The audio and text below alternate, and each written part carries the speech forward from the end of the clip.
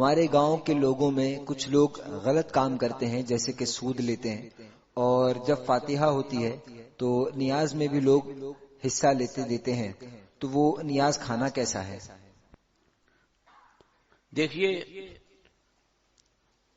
ایک تو یہ کہ وہ مخلوط رقم ہو گئی جس میں لوگوں کی حلال کمائی بھی ہے، اور جیسا کہ آپ نے کہا کہ لوگ غلط کام کرتے ہیں وہ بھی ذرائع آمدنی ہے.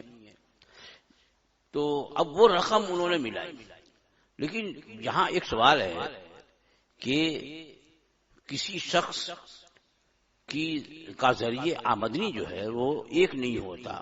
عام طور پر کئی ایک ذریعہ آمدنی ہوتے ہیں. اگر جوا کھیلتا ہے، سود دیتا ہے، تو ہو سکتا ہے کہ وہ اس کے کچھ مکانات ہوں جن کا کرایہ آتا ہو، اس کا کوئی باغڑا ہو جس پر سامان بکتا ہو. تو اب حلال ذرائع بھی ہے، تو جو پیسہ اس نے دیا خاص اس کے بارے میں ہم یہ کیسے کر سکتے ہیں کہ یہی حرام طریقے پہ حاصل ہو سکتا ہے کہ چندے میں نیاز وغیرہ کے لیے اس نے وہ رقم دی ہو جو حلال ذریعے سے اس کو حاصل ہوئی، تو اب حرام نہیں بول سکتے. دوسری بات یہ کہ اگر وہ حرام ہی ذریعے سے حاصل، وہ رقم جو ہے وہ حرام ہی ذریعے سے حاصل ہے، لیکن وہ رقم بدل گئی، بے نہیں وہی مال باقی نہیں رہا. جیسے اس نے سود پہ نوٹ لیا، کسی کو قرض دیا اور زیادہ رقم دی، اب یہ رقم اس نے بینک میں جمع کر دی. اب بینک سے اس نے جو نوٹ نکالے تو اب وہ نوٹ تو نہیں ہے جو اس نے جمع کیے تھے، وہ بدل کے ملتے ہیں. یا وہ رقم آئی تھی کسی کو ادھار دے دیا، اب اس ادھار جس کو دیا تھا اس نے وہ رقم واپس کی، تو اب بے نہیں وہی نوٹ تو نہیں ہے جو حرام ذریعے سے حاصل ہوئے تھے. لہذا اس پر حرام ہونے کا حکم نہیں ہوگا. حرام ہونے کا کب حکم ہوتا ہے کہ جب کہ عقد و نقد دونوں مال حرام پر جمع ہوں. امام محمد ہمارے جو 3 ائمہ میں سے امام محرر مذہب ہے، حضرت امام محمد رضی اللہ عنہ، ان کا یہی مذہب ہے اور اسی پر فتویٰ ہے کہ عقد و نقد دونوں مال حرام پہ جمع ہو تو اب جو چیز خریدی جائے گی اس میں حرمت آئے گی.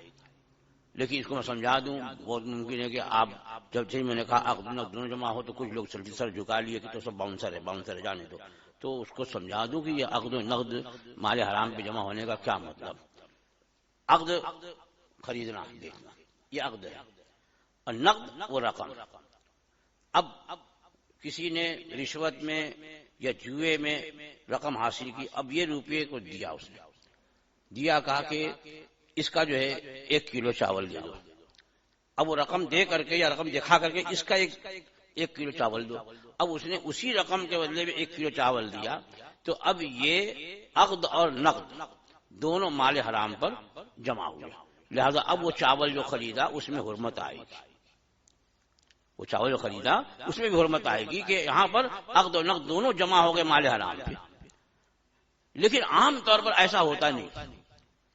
جو عام طور پر خریداری کا طریقہ ہے، آپ جاتے بھائی یہ دے دو یہ دے دو، کتنا ہوا ٹوٹل لگایا بھائی 570 روپے ہوئے. اب نکالا آپ نے، اب نکال کر کے گن کر کے 600 روپے دیے، اس نے 20-30 روپے واپس کیا. عام طور پر یہی خریداری کا طریقہ. تو یہاں پر عقد اور نقد مال حرام پر جمع نہیں ہوتے. لہذا جو چیز خریدی ہے اس میں حرمت تو نہیں آئے گی. ہاں یہ کہ اس کا رقم کا خرچ کرنا، استعمال کرنا یہ جائز نہیں ہے کہ اس کی ملکیت نہیں ہے، اور جو کمائی اس نے کی ہے حرام ذریعے سے اس کا گناہ ہے، وہ یہ سب ہے.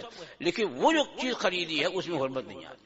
تو نیاز کے لیے اگر کسی نے روپیہ دیا تو اب یہاں بہت سی باتیں ظاہر پیدا ہوتی ہیں کہ کیا بیعین ہی وہی روپیہ جو سود میں یا رشوت میں اس نے لیا ہے وہی دیا ہے؟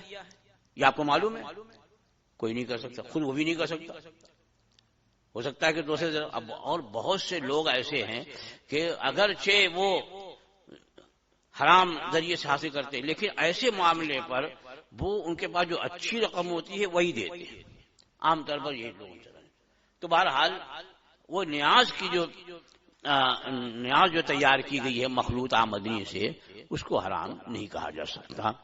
جو میں نے اتنی تفصیل بیان کی ہے اس کی روشنی میں یہی جواب ہے کہ وہ جو نیاز بنائی گئی ہے مخلوط آمدنی سے اس کو حرام نہیں کہیں گے، کیونکہ جب تک کہ مال حرام پر عقد اور نقد دونوں کا ہونا جمع نہ ہو اس وقت تک جو چیز خریدی گئی ہے اس میں حرمت نہیں آتی ہے۔